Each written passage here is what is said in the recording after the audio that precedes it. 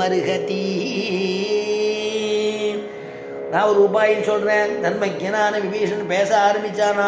என்ன பேச ஆரம்பித்தானா? சமுத்திரம், இந்த சமுத்திரங்கிற சமுத்திரத்தை இந்த கடலை தாண்டனுமானா சக்கரவர்த்தி திருமகன் அயோத்தி தலைமகன் இருக்கானே தசரத குமாரன், அவன் ராகவோ ராஜா சரணம் கந்து மருகதி.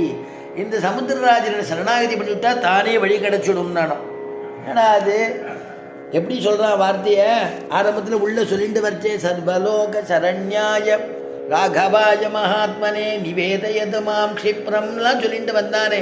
சர்வலோகத்துக்கும் சரண்யன் சுக்ரீவா, உனக்கு மட்டும் ராமன் தலைவன் நினச்சிக்காத, சரண்யன் நினச்சிக்காதேன்னு சொல்கிறானே. அப்படி சொன்னவன் உனக்கு மட்டும் நினச்சிக்காத, சர்வலோக சரண்யாய உலகத்துக்கே சரண்யன் அவன் தான்ப்பா ராமபிரான். அவன் ஆசைக்கிறதுக்கு தான் நான் இங்கே வந்திருக்கேன்.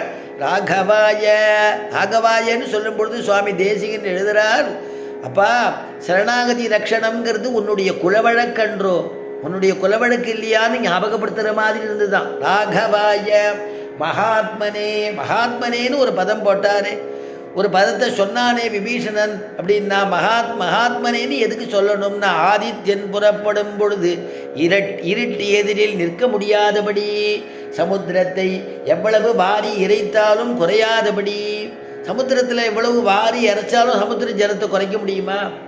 அந்த மாதிரி இருட்டு ஆதித்யன் சூரியன் புறப்பட்டு இருட்டு நேரம் நிற்க முடியுமா? நிற்க முடியாதது போல பெருமாளுடைய கல்யாண குணங்களாம். கல்யாண குணங்களை இவ்வளவுன்னு கணக்கு பண்ண முடியாதான், எவ்வளவுன்னு சொல்ல முடியாதான். அதனால் சமுத்திர ஜலத்தை வாரி இறைச்சி முடியுமா? அதுவும் கைகளால் கைகளால் இறைச்சா முடியுமா?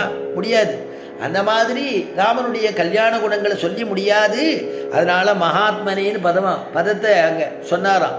அதனால் ராகவாய மகாத்மனே நிவேதயதமாம் க்ஷிப்ரம். விபீஷணன் வந்திருக்கேன்னு இவ்வளவு ஞானத்தோடு பேசினானே. இங்கே என்னன்னா சமுத்திரம் ராகவோ ராஜா சரணம் கந்து மருகதி.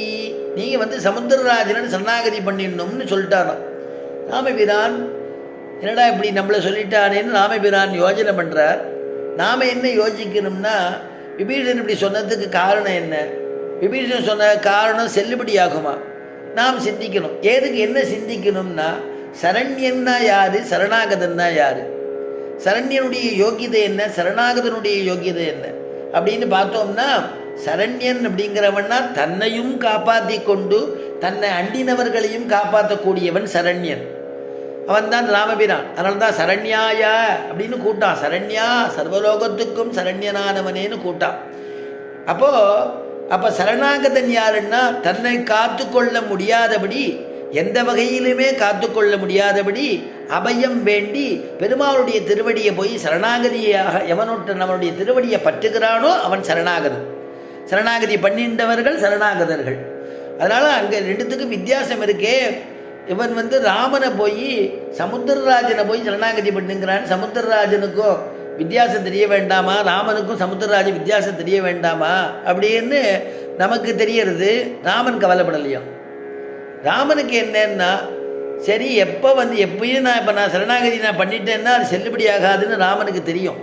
இந்த சரணாகதி செல்லுபடி ஆகாதுன்னு. ஆனாலும் அனுஷ்டானத்தினால அவனுக்கு பண்ணி காமிச்சு புரிய வைப்போம்னு திருவுள்ளமா. ஏன்னா பக்தாபிமானி, பக்தாதீனன். பக்தன் ஒரு வார்த்தை சொல்லிட்டான்னா உடனே செய்யக்கூடியவனா. அதனால் பக்தனிடத்தில் அபிமானம் உள்ளவன். பக்தோச்சிதன் பெருமாள் இருக்கார் இல்லையா, பக்த வத்சலன், என்னை பெற்ற தாயார் சமேத பக்தவத்சல பெருமாள் கொண்டாடுறான் இல்லையா. பக்தனிடத்தில் வாத்சல்யம் உடையவன், வாஞ்சை உடையவன்.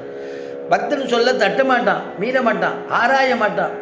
அது எதுக்காக சொன்னான்? பக்தன் சொல்லிட்டான்னா உடனேயே அவன் பெருமாள் செஞ்சு காமிச்சிடுவாராம். அதனால் என்ன ஆச்சுன்னா, உடனே ததசாகர வேளாயாம் தர்பான் ஆஸ்தீரிய வீரியமான் அஞ்சலிம் பிராங்முக கிருத்வா பிரதிசிஷ்யே மகோததிம்.